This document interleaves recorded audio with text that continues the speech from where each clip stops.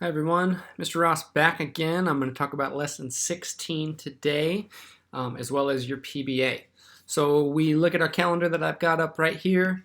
We are going to be doing page 301 of our Readers and Writers Journal and page 302. You are going to be reviewing your Anatomy of a Volcanic Eruption and A Tsunami Unfolds, so you will need both of those stories. You can also watch the previous videos from myself and Mr. Crowell to remind yourself of those stories.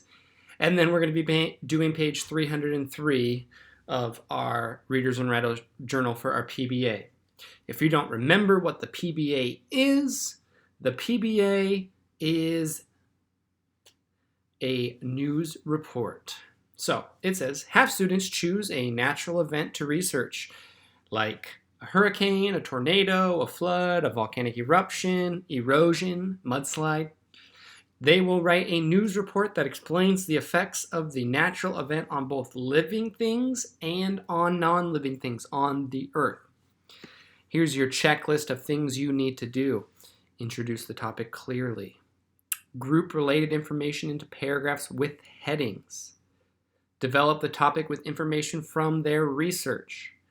Include illustrations and other visuals or multimedia when appropriate to support their writing. Link ideas using words and phrases such as another, for example, also, and because. Use precise domain-specific vocabulary. That means like the science words that are related to your natural disaster. Provide a strong conclusion.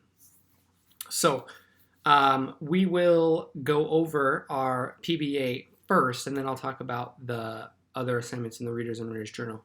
I have started my own PBA for you to kind of look at and see how it stacks up with all of these things that are in the rubric for what you need to do.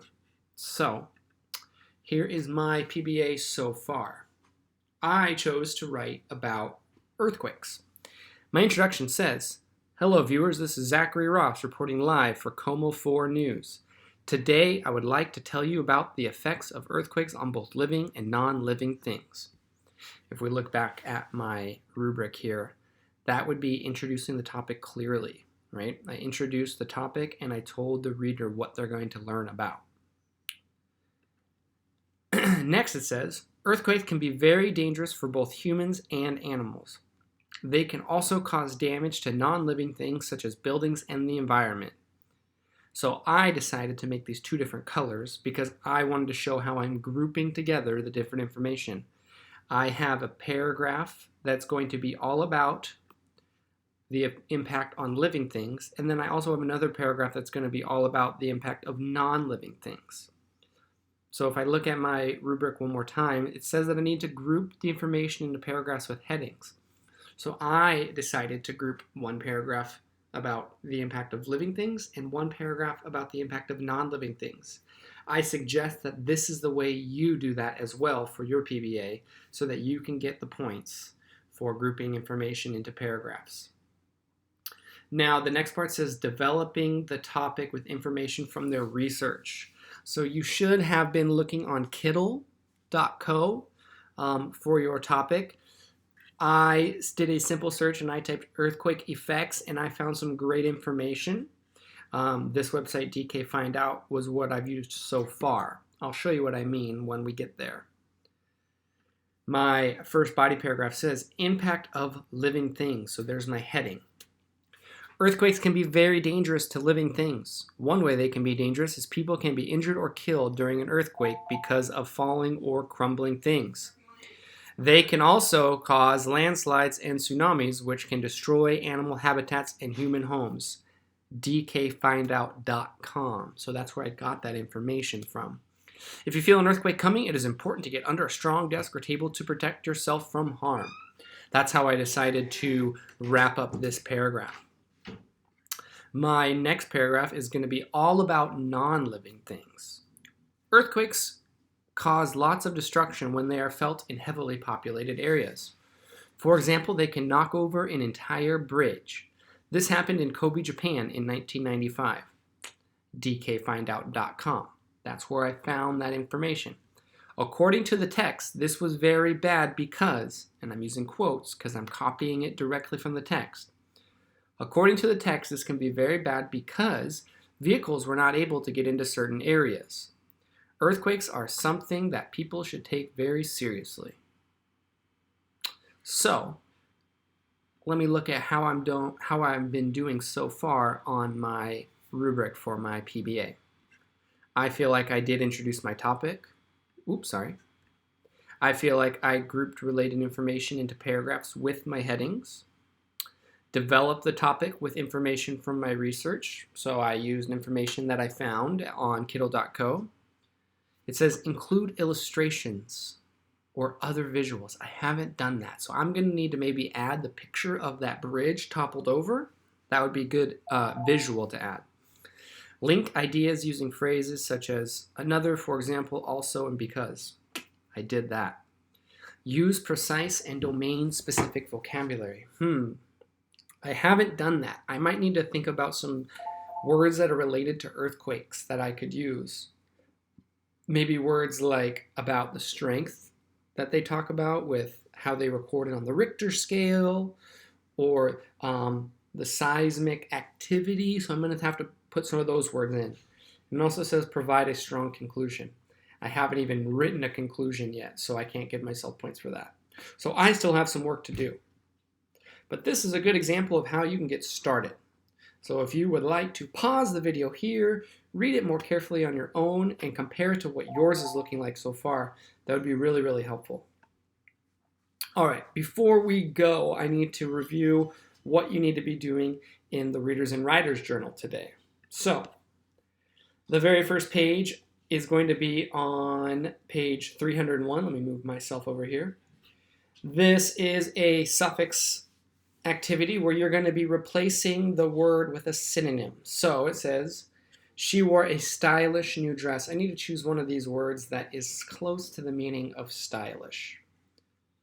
I would say fashionable would be the one for that one.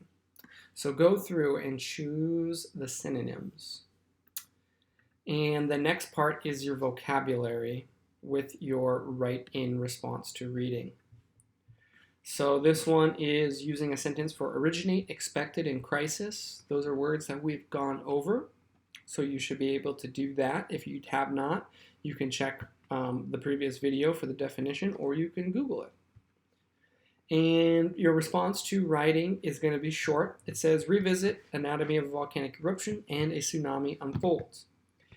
How are the structures of the two texts alike? How are they the same? How are they different? How are they different?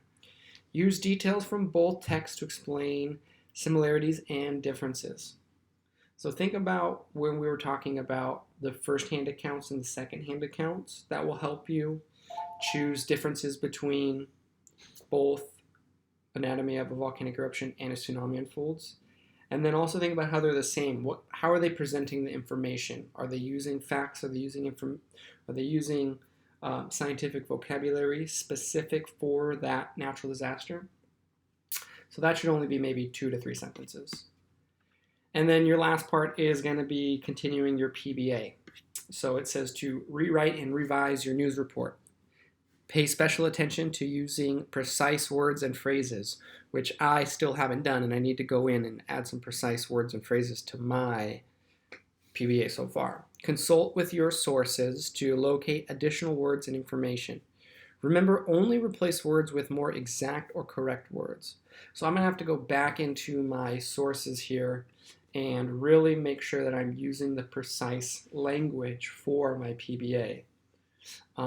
I'm going to have to make sure that I'm using those scientific words. A good resource would be the table of contents on your stories. If I'm doing an earthquake, maybe I can find some scientific words in the glossary of those 2 stories. This one is all about volcanoes, so maybe I'm not going to find any words about earthquakes in this glossary. But I might find something in the tsunamis, because tsunamis don't happen without an earthquake. So check out your glossary for those scientific and precise words. Okay, everybody, that's what I have so far for your PBA and Lesson 16. If you have questions or you need some help, please reach out to your teacher. Please send in what you have so far. I'd love to read it and give you guys some feedback. If you're using a Google Doc, we can share it with each other and I can make comments like I've done with the other PBAs in my classroom. But other than that, I hope you guys have a great day. We'll talk to you later. Bye-bye.